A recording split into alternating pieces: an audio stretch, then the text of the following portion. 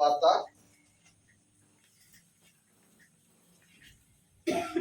మొదటి అధ్యాయము 29వ వచనం చదువుదాం ప్రియులారా. మర్నాడు యోహాను యేసు తన యొద్దకు రాగా చూచి ఇదిగో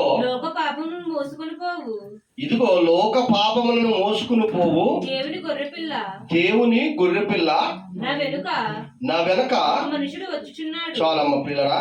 మరి యోహాను గారు బాప్తిసం ఇచ్చి యోహాను గారు యేసు ప్రభు వారిని చూసి లోక పాపములను మోసుకుని పోవు దేవుని గొర్రె పిల్ల అది ఎవరు అన్నాడంటే యేసుక్రీస్తు ప్రభువు వారిని అన్నాడు. ఏంటంట?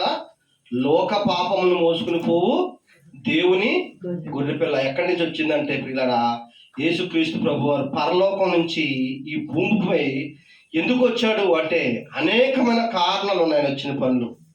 అందులో కొన్ని సందర్భాలు ఈరోజు మనం జ్ఞాపకం చేసుకుందాం. మొట్టమొదటగా ఈ లోకానికి రక్షణ కావాలి. రక్షణ కావాలంటే మనుషులు భుజాల మీద ఉన్న పాప శాపాలు మనుషుల్ని కృంగదీసేస్తున్నాయి. అప్పటికే ఏం చేస్తున్నాయమ్మా? మనుషుల్ని కృంగదీసేస్తున్నాయి. దేవునికి మనుషులకు ఎడబాటు వచ్చేసింది. అప్పటికే మోసే కాలం నాటికి యేసుప్రభు గారు వచ్చిన కాలానికి దేవునికి మనుషులు చాలా దూరం అయిపోయారు. అంతేకాకుండా పాపం అనే మురికితో మనుషులు అప్పటికే బ్రతుకుతున్నారు. పాప శాపాలతో మనుషులు బ్రతుకుతున్న కాలంలో ప్రభువారు మనుషుల్ని ఉద్ధరించడానికి పాప శాపాలను తీసివేయడానికి వచ్చాడు. ఈ సంగతి ఎవరికి తెలుసు అంటే యోహాను గారు తెలుసు. అందుకు యోహాను గారు యేసుక్రీస్తు ప్రభు యొక్క మార్గాన్ని సరళం చేయడానికి ముందుగా దేవుడి చేత పంపబడిన వాడు యోహాను గారు. యోహాను గారు పుట్టుకు కూడా ఒక అర్థం ఉంది. యోహాను గారు బాప్తిసం ఇచ్చి యోహాను గారు అని అప్పటికే పేరు. ఎవరో యోహాను గారు అప్పటికే యేసుప్రభు వారు పుట్టినప్పటికే బాప్తిస్ము ఇవ్వటం ప్రారంభించాడు. ప్రభు మార్గాన్ని సరళం చేయడానికి యోహాను గారు వచ్చాడు. ఆ యోహాను గారు యేసుక్రీస్తు ప్రభువు వారిని చూసి ఈయన లోక పాపములను మోసుకుని పోవు దేవుని గొర్రె పిల్ల. ఎంత బాగుందండి. ఒక అద్భుతమైన ప్రసంగం ఈరోజు మనం వింటున్నాం. ఏంటంటే పిల్లరా, ఏమండి, ఈయన లోక పాపమును మోసుకుని పోవడానికి వచ్చాడంట. అవునమ్మా? పూర్వం రోజుల్లో మరి సాగం వారు బట్టలు ఉతికేవారు. ఇప్పుడు చాలా మంది అంతరించిపోరు. బట్టలు ఉతిలో చాలా మంది మాసిపోయిన బట్టలని మూట కట్టి వాళ్ళు వచ్చే వరకు పక్కన పెట్టేవారు. ఏం బట్టలు? మాసిపోయిన బట్టలు. ఈ బట్టలని గాడిద మీద వేసి తీసుకెళ్ళేవారు. పూర్వం రోజుల్లో గాడిద మీద వేసి బట్టలని తీసుకెళ్ళి శుభ్రంగా ఉతికి మరలా తీసుకొచ్చి అప్పచెప్పేవారు అనమాట. మీకు అర్థమైందా? అలాగా ఈ పాపం అనే మురుకుతో ఉన్న మనల్ని శుభ్రం చేసి కడగడానికి వచ్చిన గొర్రెపిల్లగా ప్రభువారు వచ్చాడనమాట. మన మీద ఉన్న పాప శాపాలను తీసివేయడానికి వచ్చాడు. చదవమ్మ ఎంత బాగుందన్నమాట. మరునాడు యోహాను యేసు తన యొద్దకు రాగా చూచి ఇదిగో లోక పాపములను మోసుకొని పోవు దేవుని గొర్రెపిల్ల అంట. లోక పాపములను మోసుకెళ్ళిపోవడానికి వచ్చిన గొర్రెపిల్ల అంట. మరి లోక పాపాలని మోసుకెళ్ళిపోవాలంటే ఆయన దగ్గరికి మనం వెళ్ళాలా వద్దా? ఏమా, మన పాపాలను కడిగి శుభ్రం చేయాలంటే ఫస్ట్ ఏం చేయాలి? మనం ఆయన దగ్గరికి వెళ్ళాలి. మన మనసు ఆయనకి ఇవ్వాలి. అవునా కదా? ఇంకో మాట మీకు చెప్తున్నాను ప్రియులరా, మనము ఏమండి ఎన్నో భోజనాలు చేసి ఉంటాం. అవునా? కానీ ఈ యొక్క యేసు ప్రభులు వారు ఒక అద్భుతమైన మాట మనకు చెప్తున్నాడు ఈరోజు. ఏంటంటే ఎన్నో మాంసాలు తిన్నాం. అమ్మా, ఎన్నో మాంసాలు. ఆవు మాంసం తిన్నారు, గేదెలు తినేశారు మనవాళ్ళు. తిన్నారు. గొర్రెల్ని తినరా, మేకల్ని తినరా, చేపల్ని. ఆఖరికి ఎన్ని మాసాలు ఉన్నాయి అన్ని మాసాలు మనం చాలా మంది అన్ని మాసాలు కూడా తినేశారు చాలా మంది. అవునమ్మా? కానీ ఇది ప్రత్యేకమైన మాంసం. ఏంట మాంసం? దేవుని గొర్రెపిల్ల మాంసం. ఏంటంటాం ఇది? దేవుని గొర్రెపిల్ల. చూద్దాం ఒకసారి. ఈ లోకంలో ఉన్న మాంసాలు తిన్నవాళ్ళు తిన్నా ఏదో ఒకరోజు చచ్చిపోతారు. అమ్మా, ఈ లోకంలో ఉన్న మాంసాలు తిన్నా, చేపలు తిన్నా, గాడిదలు తిన్నా, గొర్రెలు తిన్నా, చాలా చోట్ల నేను విన్నాను. గాడిద మాంసం తింటే ఒళ్ళు గట్టి పడద్దంట. ఎన్ని సంవత్సరాలు గట్టి పడుతుంది? ఏమా, గాడిద మాంసం తింటే ఒళ్ళు గట్టి పడతాడు. ఎలా మీరు మాట ఎప్పుడన్నా ఎన్ని సంవత్సరాలు గట్టి పడితే ఎన్ని సంవత్సరాలు బతుకుతాడు? మా అయితే పోను 70 సంవత్సరాలు, ఒక 80 సంవత్సరాలు గట్టిగా ఉంటుంది. అక్కడి నుంచి నుడతలు వచ్చేది శరీరానికి, సూపు మందగించిపోద్దా. అప్పటి వరకు నేను ముడుసుల్ని కరకర నవ్వులేస్తానని నా పళ్ళుతో అంటారు చాలామంది. 70 సంవత్సరాలు వచ్చాక ముడుసు కాదు కదా, మెత్తన ముక్క రాకూడదు అంతా అంటాడు. అది కూడా నవ్వలేక కొంతమంది చూపుతారు. ఎందుకని? పళ్ళు నువ్వు గాడిద మాసం తిన్నా, గుర్రం మాసం తిన్నా ఏదో రోజుని చచ్చిపోవాల్సిందే. కానీ ప్రియులరా, ఒక దేవుడు చెప్తున్న మాట, ఒక మాంసం తిన్నవాడు చచ్చినా బ్రతుకుతాడు. ఒక ఔషధం లాంటిది అది. ఈరోజు మన పాఠం ఏంటంటే అదే యోహాను సువార్త 6వ అధ్యాయం 27వ వచనం. ప్రియులరా, ఈ లోకంలో ప్రియులరా తినడం కోసం బ్రతికేవాళ్ళు చాలా మంది ఉన్నారు. దేనికోసం? తినడం కోసం బ్రతికేవారు. కొంతమంది బ్రతకడం కోసం తినేవాళ్ళు ఉన్నారు. కానీ ఎక్కడ ఇప్పుడు నేను చెప్తున్న ఆహారము, ఈ ఆహారం తిన్నవాడు చచ్చినా బ్రతికే ఆహారం ఇది. ఏటమిది? చచ్చినా బ్రతుకుతారు. ఎలా బ్రతుకుతారు అంటే, ఈ ఆహారం తిన్నాక కొంతకాలం చచ్చిపోతారు, కానీ బ్రతుకుతారు. చూడండి ఎంత బాగుంటుంది మాట. క్షయమైన ఆహారం కొరకు కష్టపడుకుడి. క్షయమైన ఆహారం అంటే ఏంటమ్మా అంటే, ఇప్పుడు వరకు మనం చెప్పుకున్నాం కదా. ఏ ఆహారం అది ఏమ్మా? ఏ ఆహారం? ఇప్పుడు వరకు మనం పొద్దున్న నుంచి సాయంత్రం వరకు పనిలోకి వెళ్ళి తెచ్చుకుని 500 రూపాయలు తెచ్చుకుని 500 రూపాయలు బిర్యానీ తినేసినా కానీ తెల్లారినాడికి అరిగిపోద్దా? కానీ మనిషి పొద్దున్న నుంచి సాయంత్రం వరకు దీనికోసమే ఆలోచిస్తాడు. తన మనసు అంతా ఎక్కడ ఉంటుంది? దీని మీద ఆలోచిస్తాడు. సపోజ్ చాలా మంది ఆదివారం మంది అడిగి మాంసం కూరలు, చేపల కూరలు, రొయ్యల కూరలు, ఇన్ని రకాల ఐటమ్స్ వండుకుంటారా? అవునా కదమ్మా? అది వండుకొని సపోజ్ భోజనం చేయకుండా కనుక ప్రార్థనకు వచ్చేస్తే మనసు అంతా దేని మీద ఉంటుంది? ఆలోచించండి. మనసు అంతా దేని మీద ఉంటుందమ్మా? దాని మీద. పాస్టర్ గారు వాక్యం చెప్తున్నా, పాస్టర్ గారు పాటలు పాడుతున్నా, ఏమవుతుంది ఆలోచన అంతా కూడా? వేడి వేడి భోజనం చల్లారిపోయిందో ఉందో, మా వాళ్ళు వచ్చారు వండిచ్చారో లేదో, అనే కదా, పొరపాటుని తాళం వేసానో లేదో. ఏమ్మా మనసంతా ఎక్కడ ఉంది? మాంసం కూర మీద, చేపల కూర మీద, రొయ్యల కూర. అసలు అది తలుచుకుంటేనే ప్రార్థన అయిపోతుంది మనకి. చాలా మంది ఏంటంటే ఆ కూరను తలుచుకుంటుంట, ఇక్కడ ఈయన ఇక్కడ వద్దులేదేంటి, ఇక్కడ వద్దలేదేంటి, అవజేడేంటి, అవునా కదా? ఆలోచించండి. మనసు ఎక్కడికి వెళ్ళిపోయింది? అది తిన్నాక అమ్మయ్య 10 నిమిషాలు పెద్ద పెద్ద సింహం లాంటి గాండ్రింపులు ఇంటి పక్కలకి వెళ్ళబడాలి. ఎందుకంటే పిల్లలు ఆ వాక్యం చూడండి ఎంత బాగా చెప్తుందో. క్షయమైన ఆహారం అంటే ఇది ఏ ఆహారం? ఇది క్షయమైపోయిన ఆహారం. అంటే తిన్నాక సేపుకి అరిగిపోద్ది, క్షయమైపోద్ది, మళ్ళా కనపడదు. మళ్ళీ ఆదివారం సోమవారం మళ్ళీ మనం తెచ్చుకునేదాకా కంటికి కనిపించదు. పోనీ తిన్నాక ఏమైనా ఉంటుందా అంటే అదేదో కాసేపే తృప్తి. ఏమా ఇప్పుడు ఆ కాసేపే తృప్తి. చూడండి ఎంత బాగా చెప్తున్నాడు వాక్యం దేవుడు మనకి. క్షయమైన ఆహారం కొరకు కష్టపడాలా కష్టపడకూడదా? ఏమ్మా చెప్పాలి నాకు వినపడతలేదు. ఇదేంటి వాక్యం ఎలా చెప్తుంది? మళ్ళీ చదవండి.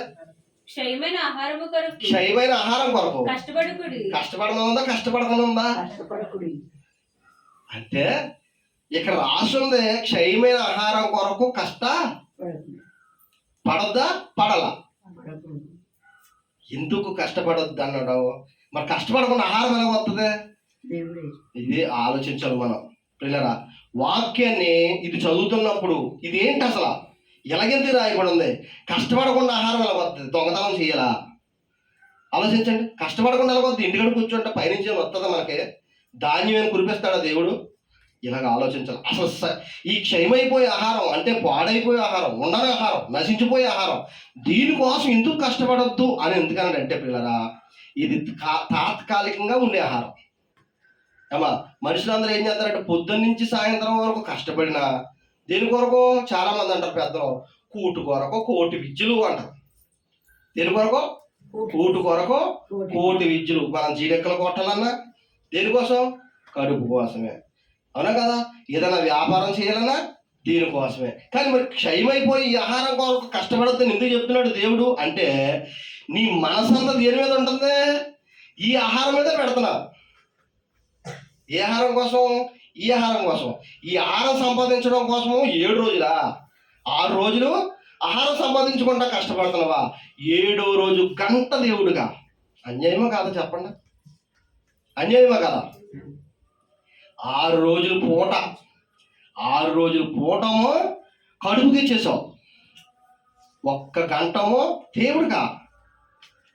ఇప్పుడు దేవుడి స్థానం దేనికి వెళ్తుంది? అసలు నీ దృష్టిలో దేవుడు అంటే ఎవరు ఇప్పుడు చెప్పండి? నువ్వు దేవుడి కోసం ఖర్చు పెట్టేదేమో గంటన్నర, పొట్ట కోసమేమో 6 రోజుల. అంటే దేనికి ఇంపార్టెంట్ ఇస్తున్నావు నువ్వు? దేనికి ప్రాధాన్యత ఇస్తున్నావు నువ్వు? ఆలోచించండి. ఇప్పుడు ఎవరు కాలే దేనికి ఇస్తారు అంటే ప్రియులరా, 6.5 రోజులు కూడా కడుపుకే ఇస్తున్నారు కదా. అందుకు దేవుడు ఏమంటాడంటే, క్షయమైపోయే ఈ ఆహారం కొరకు నీ మనసు పెట్టకో. ఇల్లు తెచ్చుకున్నాం, తిన్నామా లేదా అన్నట్టుగా ఉండు. తిన్నామా లేదా? అత్యాశలకి వెళ్ళొద్దు. అత్యాశలకి వెళ్తే ఏమవుతుంది? మనసు పాడైపోతుంది. దేవుడికి ఇవ్వవలసిన మనసు ఇవ్వలేవు కదా. దేవుడికి ఇవ్వాల్సిన మనసు ఇవ్వలేవు. ఒక్కొక్క రోజు ఆదివారం కూడా ప్రార్థన మానేసి పనిలోకి వెళ్ళిపోయే మహానుభావులు ఉంటారు. అప్పటికి ఎన్ని రోజులు అయింది? సోమవారం నుంచి శనివారం వరకు 7 రోజులు. 7 రోజులు కూడా కొంతమంది ప్రార్థనకు కూడా వెళ్ళకుండా పనిలోకి వెళ్ళిపోయి మహానుభావులు ఉన్నారు లేదా? అంటే నీకు వాక్యానికి ఇంకేం ఇస్తున్నావు? 1 రోజులో, 1 పూటలో, 1 గంట కూడా దేవుడికి ఇస్తలేదు. ఇవ్వకపోవటం వల్ల 6 రోజులు కూడా నువ్వు లోకంలోకి అడుగుతాం వల్ల నీ మనసంతా దేని మీద ఉంటుంది అంటే లోకాశల మీద ఉంటుంది. ఆలోచించండి. డబ్బులు అవసరమే, భోజనం అవసరమే, కానీ బ్రతకడం కొరకు అవసరం తప్ప బ్రతికించేది భోజనం కాదని వాక్యం చెప్తుంది, నేను కాదు. బ్రతికించేది వాక్యం చెప్తుంది. ఇక్కడ ఏం చెప్తుంది? నువ్వు 7 రోజులు కష్టపడిపోతే నువ్వు బ్రతికేవు, కానీ దేని చిత్తం ఉండాలి? దేవుని చిత్తం ఉండాలి నువ్వు బ్రతకాలంటే. అవునా కదా? మనం బ్రతకాలంటే ఎవరి చిత్తం ఉండాలి? దేవుని చిత్తం ఉండాలి. యేసు ప్రభువుని శోధించడానికి సాతాను వచ్చింది. 40 రోజులు దేవుడు ఉపవాసం ఉన్నాడు. సాతాను వచ్చి అంటుంది, ఈ రాళ్ళని రొట్టెలుగా చేసుకుని తిను అంతే. ప్రభు ఏమన్నాడు తెలుసా? మనిషి రొట్టె వలన జీవించడు. అంటే రొట్టె అంటే ఆహారం. మనిషి ఆహారం వల్ల జీవించడు, కానీ దేవుని నోట నుంచి వచ్చే ప్రతి మాట వల్ల జీవించును. అంటే నువ్వు బ్రతకాలంటే ఆయన దయ ఉండాలి. ఎవరి దయ? దేవుని దయ ఉండాలి. నువ్వు 7 రోజులు కష్టపడిపోయినా నీ గుండీ బాగిలు నీకు ఉంటానే ఉంటాయి, నీ గుండీ అప్పులు నీకు ఉంటానే ఉంటుంది, నీకు వచ్చే కోరు కొత్తనే ఉంటుంది. కానీ నువ్వు ఎప్పుడైతే దేవుని దృష్టిలో ఉన్నావో, దేవునికి ఇచ్చావో నీ మనసు, ఏమా నీ సమయాన్ని దేవునికి ఇచ్చావో, అప్పుడు యేసు ప్రభు గారు అన్నట్టు మనుషుడు ఆహారం వల్ల జీవించడు, కానీ దేవుని నోట నుంచి వచ్చే ప్రతి మాట వల్ల జీవించును. దేవుడు బ్రతుకు అంటే బ్రతుకుతాడు మనిషి. అవునా కదమ్మా? ఇంట్లో 10 బస్తాలు ఉన్నాయి. మా ఇంట్లో బియ్యం 10 బస్తాలు ఉన్నాయి అనుకోండి. 4-5 కోళ్ళు రెడీగా ఏలాడ తీసాను. మనం అవి తినేస్తే బ్రతికేద్దామా? కానీ దేవుని చిత్తం ఉంటే తప్ప బ్రతకం. దేవుడు అక్కడ బ్రతుకు అని మనకు ఆయుష్ ఇస్తే మనం బ్రతకగలం. చచ్చిపో అంటే దేవుడు చచ్చిపోవాలంతే. అవునా కదా? ఆలోచించండి. అది ఇప్పుడు ఆలోచించండి. ఈ మాట చదువుతూ మనల్ని బ్రతికించేది ఏదో ఇప్పుడు ఆలోచించండి. క్షయమైన ఆహారం కొరకు కష్టపడకుడి గాని నిత్య జీవం కలుగజేయు. అక్షయమైన ఆహారము కొరకే కష్టపడండి. ఏంటమ్మది? అక్షయమైన ఆహారం ఉందంట. నిత్య జీవాన్ని కలగజేస్తుందంట ఈ ఆహారం. మనం తినే ఆహారం నిత్య జీవం కలగజేయదు. 10 బస్తాల ధాన్యం ఇంట్లో ఉన్నా, 4-5 కోళ్ళు ఇంట్లో ఉన్నా, 2 కేజీల చేపలు దాకలో ఉన్నా, మనకు ఆరోగ్యం లేకపోతే ఇంకేం తినగలదు? అవునా కదమ్మా? బాగా ఆలోచించండి. ఏమా మనకే ఆరోగ్యం లేకపోతే అది ఏం తినగలదు? కరెక్ట్గా మాంసం కూర వండుకుని ఓ పక్కన చేపలు ఫ్రై చేసుకుని కంచం దగ్గర పెట్టుకునేవాడికి ఆ స్పాట్గా మనకి పులపరం కింద ఉండి చలి జ్వరం కింద వచ్చేసింది అనుకో, తింటామా? ఓకే, అలా తిన్నాం, బలవంతంగా తిన్నాం అనుకో, ఎలా ఉంటుంది నోరు? జ్వరం వచ్చిన నోరు ఎలా ఉంటుంది? ఇదిగో చూసారా, దేవుని కృప ఉందా? ఆలోచించండి. కానండి చేపల కూర తిన్నప్పుడు మనసు ఎక్కడ పెడతా తెలుసా? అయ్యి బాబా, రెండు చేతి బాసి పెట్టి వేసుకొని కంచం దగ్గర పెట్టుకుని వేడి వేడి అన్నం వేడి వేడి ముక్కలు వేసుకుని ఒప్పుడుగా ఒక్కో చేపలో నుంచి ఒక్కో ముక్క. ఎందుకని? గబగబా తినేయండి. చేపలు తింటారా? ముక్కలతో పాటు చేపల కూర గబగబా నోట్లేసి తినేస్తారా? ఎందుకని? ముళ్ళు ఎంత జాగ్రత్త, నొక్కి ఇలా నొక్కి అలా నొక్కి ఏమన్నా చెక్ చేసి ఉందా లేదా, మళ్ళీ అదొక అనుమానం. చాలా జాగ్రత్తగా భద్రంగా తింటారు. అవునా? వాక్యం ప్రార్థన మొదలెట్టినప్పుడు వచ్చేది కొంతమంది నిద్రే. అబ్బబ్బబ్బా, వాక్యం అనగానే ఏమా వాక్యం అనగానే పెట్టలు రానట్టు రాలిపోతాం. కొంతమంది కాలు ఊపుతా ఎలాగలాగా అంటారు, నిద్ర ఏదో నేను మెలుగుగా ఉన్నాను అన్నట్టు కాలు ఊపుతా చెయ్యి ఊపుతా ఎలాగంట కునుకులాగా అంటామంటారు. ఎందుకంటే మనకి ఎలా కనబడతారో మెలుగుగా ఉన్నాడు అన్నట్టు మనకి కాలు చెయ్యో ఊపుతా కనబడతారు. మరి చేపల కూర తిన్నప్పుడు, ఇప్పుడు ప్రార్థన చేస్తున్నప్పుడు నిద్ర కొనుక్కు ఎలా వచ్చేస్తుంది, వస్తుందా లేదా? ఇప్పుడు చేపల కూర తిన్నప్పుడు వస్తే ఏమవుతుంది? అమ్మ బాబా, ఒక్క మొక్కకి కొద్దిగా అర్థంగా ముళ్ళు గుచ్చుకుపోతాం, పగెత్తుకుపోతాం డాక్టర్ గారి దగ్గరికి. మనశ్శాంతాడు. అందుకు ఏం చేస్తారంటే శుభ్రంగా చేప దగ్గరెట్టి నొక్కి నొక్కి చెమటలు కారిపోతావు ఏమా చేపల కూర చక్కగా తింటారు. అవునా కదా? ప్రార్థన అని దానికి ప్రార్థనను మొదలెట్టాడు పాస్టర్ గారు, మొదలెట్టాడు కొంతమంది నిద్ర వచ్చారు. ఆలోచించండి. ఇప్పుడు అందుకు దేవుడు ఏం చెప్తున్నాడో చూడండి. క్షయమైపోయే ఆహారం కొరకు నువ్వు కష్టపడకు. మనసంతా ఎక్కడుంది ఏమా? మనసంతా ఎక్కడుంది? మనసంతా ఎక్కడుంది? ప్రార్థన మీద ఉంది అంటుంది మరి అమ్మ. నిజంగా ప్రార్థన మీద ఉందా? కాసేపు మనలో అన్నమాట అనుకుందాం. నిజంగా మనసంతా ఐతిగాడ. రెండోది ఏంటంటే చేపల కూర మీద, రెండోది ఏంటంటే మాంసం కూర మీద. అవునా కదా? మాంసం కూర మీద మనసు ఉంటుంది. కొంతమంది పిల్లల పొరపాటుని మనకి డ్వాక్రా గ్రూప్ డబ్బులు ఇచ్చారనుకో, అవి పెట్టి మీద పెట్టామా పెట్టి లోన పెట్టామా ఇదో టెన్షన్, తలుపేసామా తలుపేయలేదా, ఇవన్నీ ఎక్కడ వస్తాయి టెన్షన్లన్నీ? ప్రార్థనలోకి వచ్చాయి. మనసు ఎంత ఉంటుందా? ఉండవుదా. ఎందుకంటే ఈ మాట ఎందుకు చెప్తుందంటే పిల్లరా, ఈ ఆలోచన మనలో తీసుకెళ్ళేది ఎవరంటే సాతాను గాడు. ఎందుకు తీసుకెళ్తాడు ఈ ఆలోచన అంటే, ఈ చెప్తున్న వాక్యము మన హృదయంలోకి వెళ్ళామనుకో, హృదయంలోకి వెళ్తే ఏమవుతుంది? బాగుపడిపోతాం. అవునా కదా? ఈ మాటలని హృదయంలోకి వెళ్తే మనం బాగుపడిపోతాం కదా. అది ఏం చేద్దాంటే హృదయంలోకి వెళ్ళనివ్వకుండా నీకు వెంటనే గుర్తు చేస్తే డబ్బులు ఇదేంటి, డబ్బులు 50,000 రూపాయలు కట్టట్టుకోవచ్చు. మంచం పైన పెట్టావా మంచం కింద పెట్టావా, పెట్లో పెట్టావా బీరువాలో పెట్టావా? ఒకవేళ బీరువాలో పెడితే తాళం మంచం మీద వదిలేసావా? చూసావా?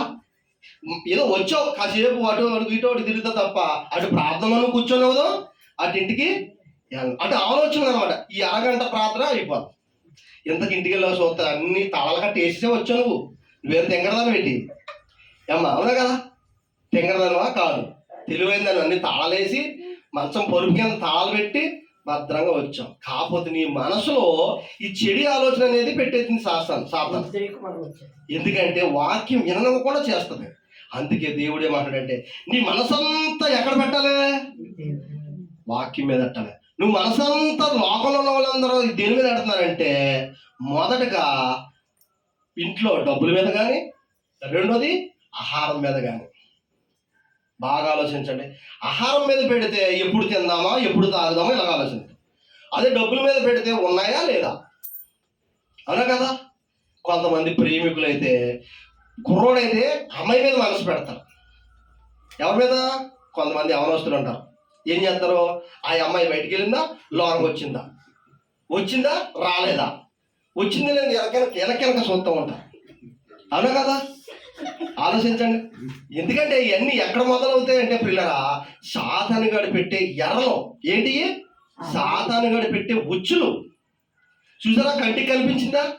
మీకు ఉచ్చెట్టినట్టు ఏమైనా కనిపించిందా? కనిపించదు. పాస్టర్ గారు వాక్యం చెప్తూ ఉంటారు. కొంతమంది మంచోళ్ళు ఉంటారు, పాపం మంచోళ్ళు ఉంటారు, శ్రద్ధగా వాళ్ళు అంటారు కొంతమంది. ఏంటంటే పిల్లరా, ఈ వాక్యము విత్తనాలు లాంటి. వాక్యం ఏంటిది?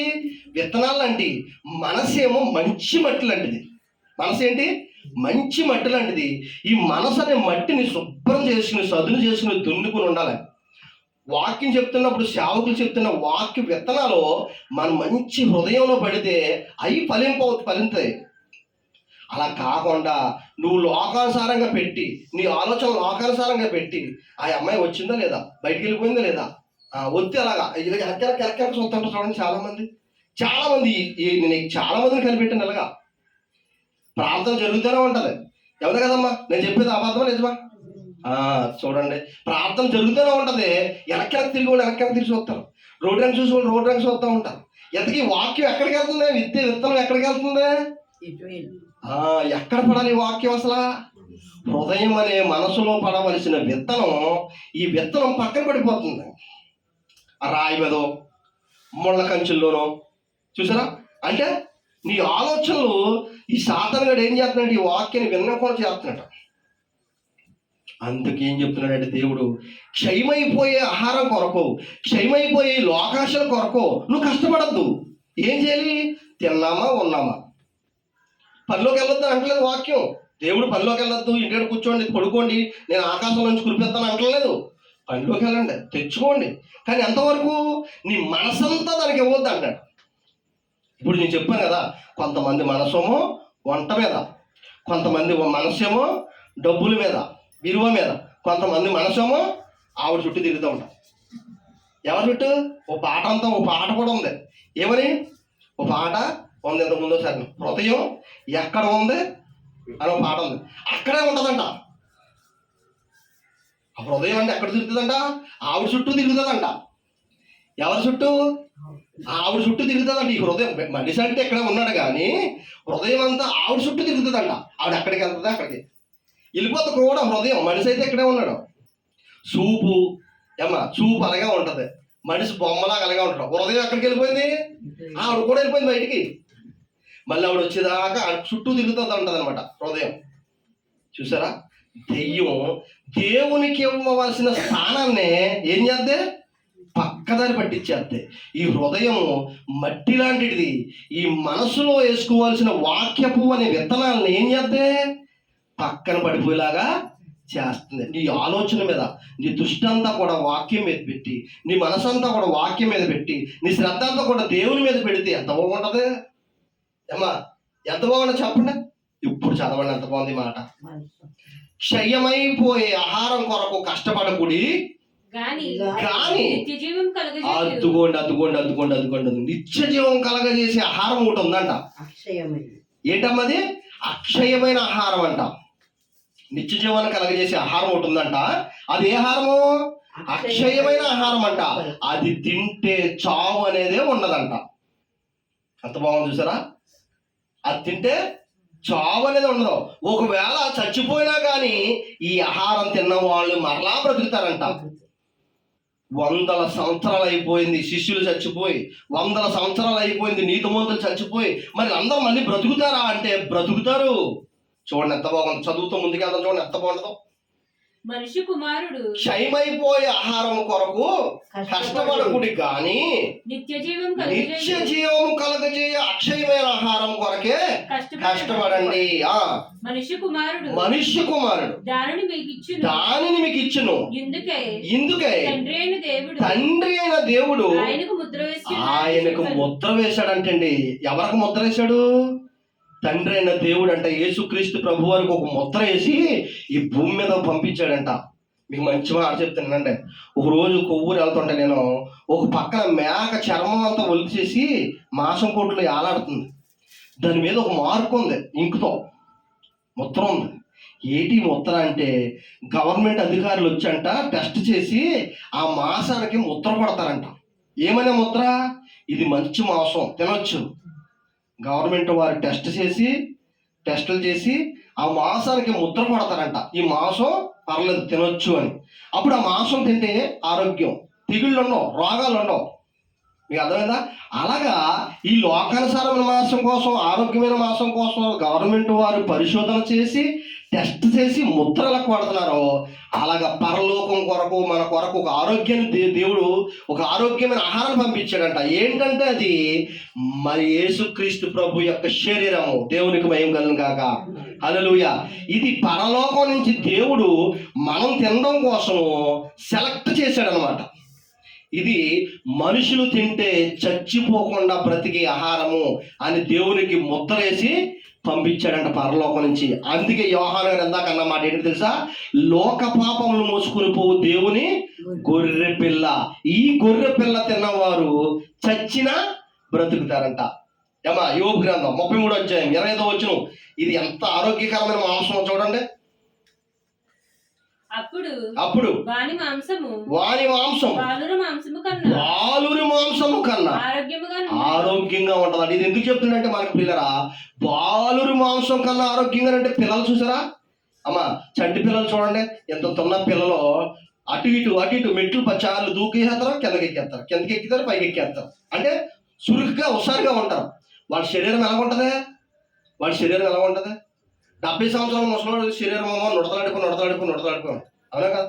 ఎక్కడో దిక్కు నుడతొచ్చేది, కళ్ళకాడో మెడకాడో ఎక్కడో దిక్కు నుడత. కానీ పిల్లలు శరీరం చూడండి చక్కగా ఉంటుంది, చైన్ వచ్చేసి అవును కదా, చక్కగా నుడత లేకుండా ఉంటుంది. అలాగ ఉంటుందంట. ఎవరి మాంసం? యేసుక్రీస్తు ప్రభు వారి మాంసం తిన్నవారి శరీరం ఎలాగుంటుందంట? ఈయన శరీరము పిల్లరా ఆరోగ్యకరంగా ఉన్నదంట. యేసుక్రీస్తు ప్రభు శరీరము ఆరోగ్యకరంగా ఉందంట.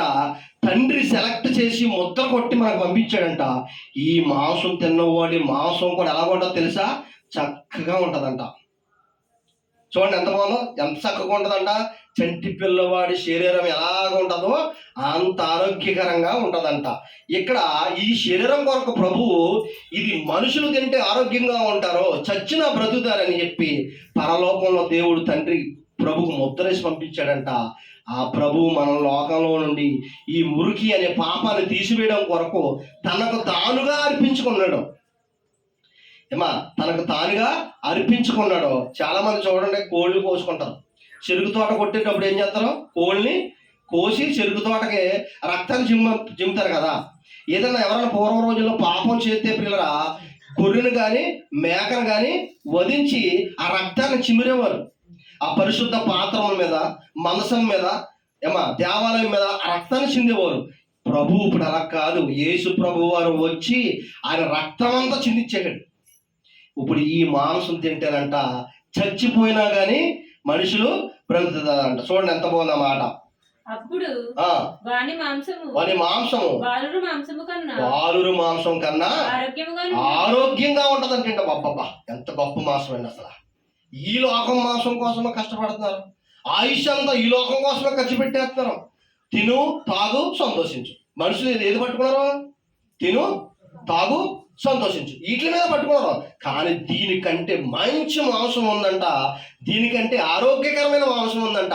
అది తిన్నవాడు ఎప్పటికీ చావడంట. మత్తయి సువార్త 26వ అధ్యాయం 26వ వచనం పిల్లరా త్వరగా.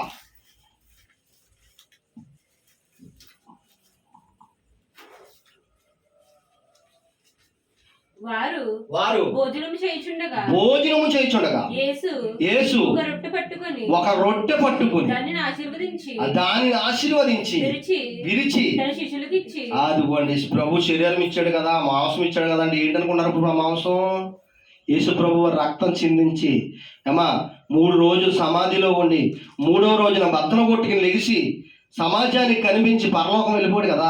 ఆ వెళ్ళిపోయే ముందు ప్రభు మహిమా శరీరంతో వచ్చి శిష్యులు కూర్చున్నారంట. ప్రార్థన చేస్తుండగా వారి మధ్యకు వచ్చాడంట. భోజనం చేస్తుండగా అప్పుడు ప్రభు వచ్చి ఏం చెప్పాడు తెలుసా? ఇప్పుడు చదవండి అంత బాగున్నమాట. వారు భోజనం చేయుచుండగా యేసు ఒక రొట్టెను పట్టుకొని దాన్ని ఆశీర్వదించి అదుకోండి విరిచి తన శిష్యులకి ఇచ్చారంట. ఇప్పుడు ఏంటది? ఆ భోజనం ఏంటి? రొట్టె ద్రాక్షరసం. రొట్టె ద్రాక్షరసం తింటే ప్రభు శరీరం తిన్నట్టే. ఇప్పుడు మీకు అర్థమైందమ్మా? ఇప్పుడు ప్రభు శరీరం అంటే ఏంటి? రొట్టె ద్రాక్షరసం. చాలా పవిత్రమైంది. దాన్ని తీసుకున్న మనం కూడా పవిత్రంగా ఉండాలి, పరిశుద్ధంగా ఉండాలి, తప్పు చేయకుండా పిల్లరా పాపం చేయకుండా ఉండాలి. ఎందుకంటే యేసుక్రీస్తు ప్రభు వారు మచ్చ లేకుండా పిల్లరా సిలువ వేయబడ్డాడు. చిన్న పాపం కూడా ఆయనలో లేదు. చిన్న పాపం ఆలోచించండి, చిన్న పాపం కూడా లేకుండా ఆయన ప్రభువుకు సమర్పించుకున్నాడు. మన కోసం బలైపోయాడు. మనం కూడా తప్పు చేయకుండా, పాపం చేయకుండా మంచి మనసుతో మనము అది స్వీకరించాలంట.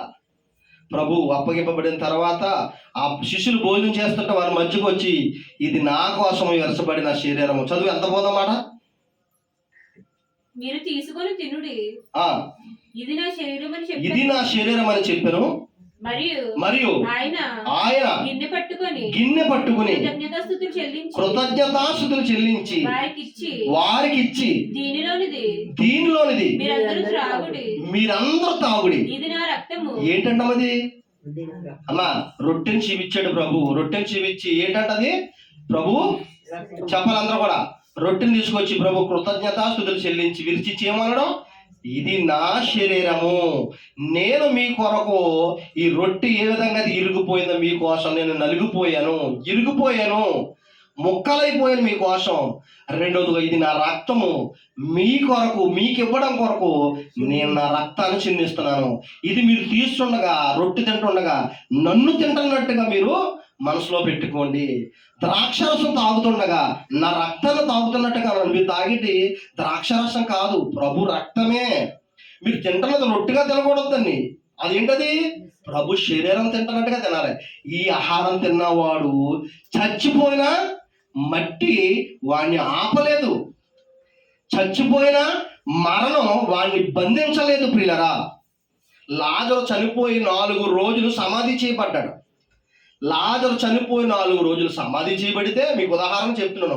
మార్త అంటదే, ప్రభువా నా సహోదరుడు చనిపోయాడు అంటాడు. యేసు ప్రభు గారు అంటాడు, చచ్చిపోయినా నేను లేపుతానమ్మా అంటే, ఇదేంటి ప్రభువా? అంచె దినాలనే కదా చచ్చిపోయిన లేసేది, ప్రభు రాకడ కదా చచ్చిపోయిన లేసేది, ఇప్పుడు లెగుతామేంటి ప్రభువా? యోహాను సువార్త ఎంత అద్భుతమైన మాట చూడండి. 11వ అధ్యాయం 24-26 వచ్చిన ప్రభు లేదా 24 అలా 24వ అధ్యాయము 11వ అధ్యాయం 24వ వచనం. మార్త ఆయనతో అంచె దినమున పునరుద్ధానమందు అదిగోండి చూడండి ఎంత బాగుందో చూడండి. అంచె దినాన్న పునరుద్ధానందు లెగిస్తారు, చచ్చిపోయిన వారందరూ లెగిస్తారని విన్నాను. కానీ ప్రభువా ఇప్పుడు లెగుతామేంటి ప్రభువా అన్నదంట. అప్పుడు ప్రభు అన్న మాటలు ఎంత అద్భుతమైన మాటలు. అందుకు యేసు పునరుద్ధానమును జీవమును నేనే. ఎవరు అమ్మా? పునరుద్ధానం అంటే ఏంటి? చచ్చిపోయిన లేస్తారో. పునరుద్ధానమును జీవమును నేనే, నా దగ్గరే ఉంది జీవం.